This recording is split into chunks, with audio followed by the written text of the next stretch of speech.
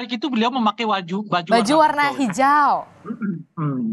Kenapa Nah, hijau? Itu kan pertanyaannya kan. iya itu Simbol-simbol kayak pertanyaannya. begini dalam kultur politik Indonesia itu penting dibaca gitu. Iya, ada Pertama menurut simbol-simbol saya karena politik ya beliau yang mau kemudian harus diterka juga. Nah, ini dia Bang Rey. betul. Kenapa kemudian akhirnya Menko Polhukam Mahfud MD memakai baju warna hijau? Kalau dikatakan kan baju warna hijau seharusnya Sorry, dipakai oleh Mbak. itu apa namanya Sandiaga Sorry, Uno dalam yang dalam hal ini diusulkan. kita jangan menyebut Menko Polhukam. Oke. Beliau sedang tidak menjabat itu dalam posisi ini ya gitu. Aha. Beliau sebagai bakal calon wakil presiden gitu ya. Oke. Nah, jadi kenapa gitu?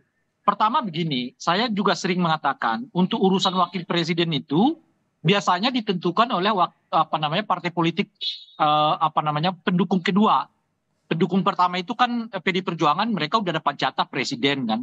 Oleh karena itu biasanya pendukung kedua yang akan memiliki apa istilahnya itu jatah untuk menempatkan siapa yang jadi wakil presiden untuk calon presiden yang didukung oleh partai politik pendukung utama gitu.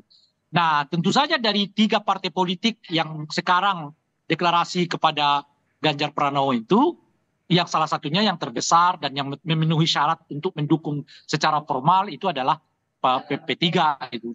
Nah, oleh karena itulah sekarang Pak Mahfud diasosiasikan sebagai orang yang didukung oleh P3. Itu pertama. Kenapa P3? Saya sudah menyebutkan tadi. Yang kedua tentu saja karena memang Pak Mahfud juga punya hubungan yang cukup dekat dengan P3. Karena P3 adalah bagian dari pemilih adalah orang NU gitu ya.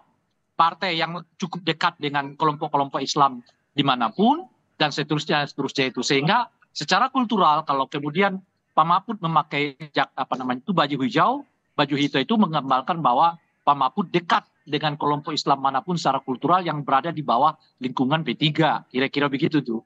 Nah, faktor yang ketiga mengapa itu dilakukan, ya karena menurut saya P3 juga ingin mengambil efek elektoral dari pencalonan Ganjar sebagai calon wakil presiden. Harus kita ingat, karena sebelumnya P3 udah mengusungkan nama Sandiaga Uno sebagai bakal calon wakil presiden dari P3, tetapi kemudian nggak diterima. Kalau kemudian kader mereka nggak diterima, ya setidak-tidaknya asosiasi mereka lah yang dipilih sebagai wakil presiden dalam hal ini adalah Pak Mahfud yang sekarang mau diasosiasikan sebagai orang P3 meskipun secara struktural bukanlah orang P3, kira-kira gitu. Dengan 3 alasan itulah saya kira tepat kalau Pak Mahfud ya menggunakan baju hijau. Sehingga dengan begitu ya kan pertemuan ini kesannya adalah pertemuan nasionalis dengan religius, kira-kira begitu tuh. Pak Mahfud ya tentu saja mewakili kelompok atau para pemilih yang bernuansa religius gitu. Dalam hal ini tentu Islam moderat ya, kelompok politik Islam. Sementara Ganjar mewakili kelompok nasionalis gitu. Oke, ini